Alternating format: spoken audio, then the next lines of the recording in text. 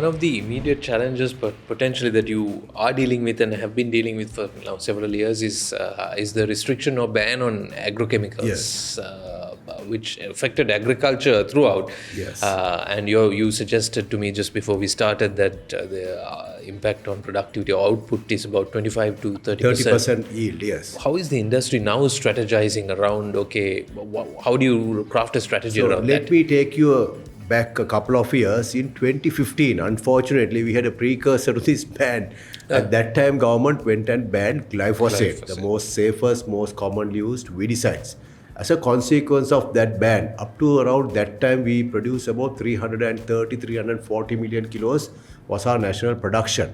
As much as we impressed upon the government at that time, for many logical, very unscientific, populist reasons, they banned it. And lo and behold, year and probably year hence, of course, there are other factors, but mainly driven by the inability to control the weeds, which has impact on harvesting. You lose about 10 or 20% of the crop. More so because this is a labor-intensive industry where labor has to physically go and harvest. And there are weeds, there are leeches, so it has a vicious cycle. Then they don't come for work. Outputs, all that impacted on Sri Lanka, reducing the national output to about 300 billion kilos. From about 340. 340 million kilos. So that really put a sort of damper to the progress that we have been making so far.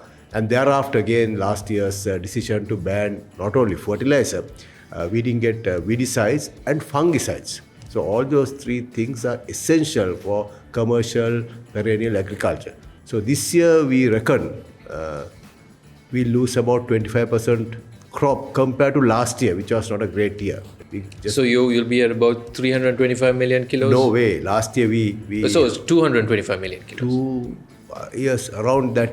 Right. Right. So it's because of the rains, there may be a little ups or downs, but we are definitely nowhere near last year's crop even. So that would be a record low crop for like 30 years? Yeah, it's one of the lowest. The tragedy is that this is a good year that we get good prices. Had we continued our usual plantation-related operations, our country would have been able to get at least 325 million kilos into so many dollars. That is additional income which is in our hands, which we need not have lost unnecessarily.